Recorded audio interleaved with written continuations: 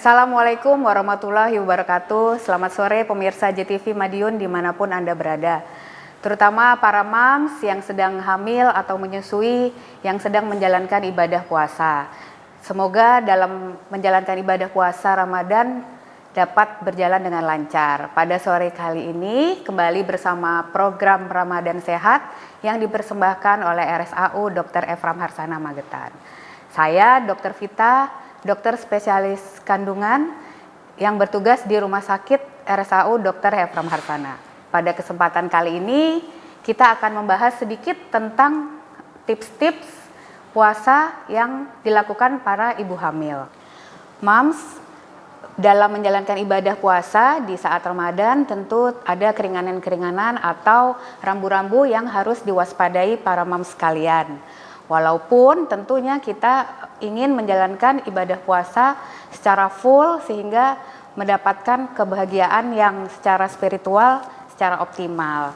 Nah, banyak pertanyaan yang muncul berkaitan dengan puasa. Misalkan para moms bertanya, boleh nggak ya dok puasa pada saat Ramadan, atau para suami yang mengkhawatirkan kondisi ibu ataupun kondisi janin.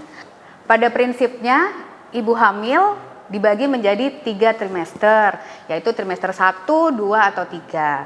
Nah, semuanya itu boleh melakukan ibadah puasa dengan catatan ada kondisi-kondisi tertentu yang harus diperhatikan demi kesehatan ibu dan kesehatan janin.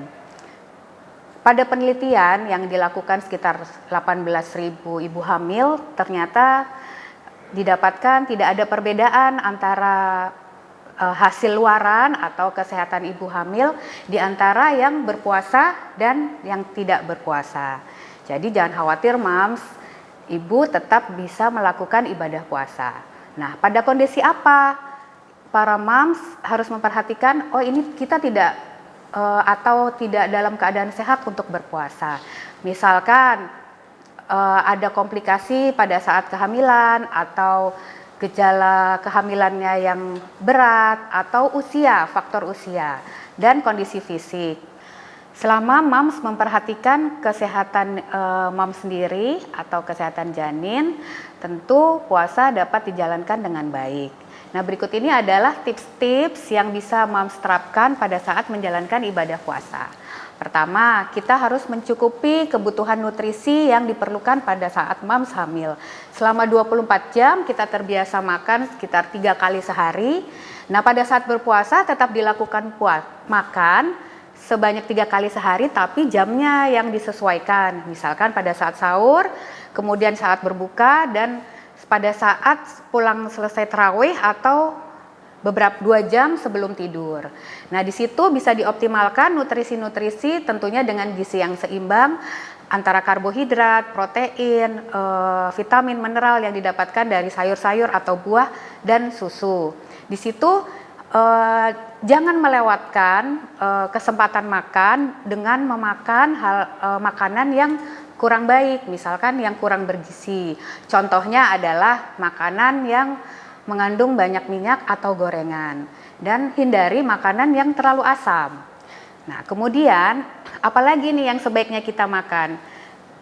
Gandum, sereal, oat, kacang-kacangan adalah salah satu sumber makanan energi yang menghasilkan energi, sehingga energi yang tersimpan di dalam tubuh lebih lambat dipakai oleh tubuh, sehingga tubuh kita merasa lebih kenyang. Nah, kemudian tinggi protein yaitu dengan telur, hati ayam, hati sapi, susu, kacang-kacangan. Nah, itu tentu bisa dicukupi pada saat kita berbuka atau pada saat sahur. Kemudian ada yang dibutuhkan adalah cairan tubuh. Kita harus memastikan asupan cairan tubuh secara optimal masuk ke dalam tubuh kita. Caranya membagi kebutuhan minum dalam berbagai misalkan pada buka puasa, sahur, atau 2 jam sebelum berpuasa. Misalkan kebutuhan cairan pada ibu hamil sekitar 2 liter sehari atau 8-10 gelas. Itu bisa dibagi dalam misalkan pada saat sahur 2 gelas sehari, kemudian saat berbuka 2 gelas, kemudian sebelum tarawih 1 gelas, sesudah tarawih 1 gelas, atau sebelum tidur 2 gelas, yang bisa dibagi dalam berbagai macam bentuk makanan atau minuman. Kemudian Mams, hindari juga makanan-makanan atau minuman, terutama minuman ya Mams, yang mengandung kafein. Contohnya ini nih Mams, kopi. Kopi ini memang tidak mengganggu kehamilan, tapi jika diminum secara berlebihan tentu dapat menyebabkan peningkatan resiko untuk terjadinya dehidrasi. Begitu pula dengan teh. Dan kemudian hindari aktivitas fisik juga harus dicermati pada saat puasa. Dalam kondisi hamil, tidak boleh terlalu capek atau tidak boleh terlalu letih. Jangan lupa untuk berolahraga. Olahraga tidak harus olahraga berat, bisa dilakukan olahraga yang ringan, misalkan sebelum berbuka puasa, misalkan dengan yoga atau pelemasan, senam yang dilakukan sebelum puasa. Kemudian puasa juga jika Mams merasakan keletihan pada saat berpuasa atau kondisi tidak fit, puasa juga bisa dilakukan tidak setiap hari, tapi diseling-seling. Misalkan hari ini berpuasa, atau 2 hari berpuasa, kemudian sehari tidak.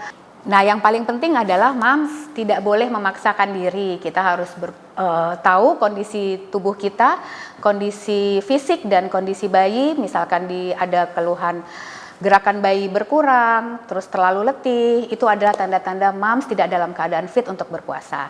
Nah, selamat berpuasa ya Mams, semoga selalu dalam keadaan sehat dan puasanya kali ini berjalan lancar. Selamat sore, Assalamualaikum warahmatullahi wabarakatuh.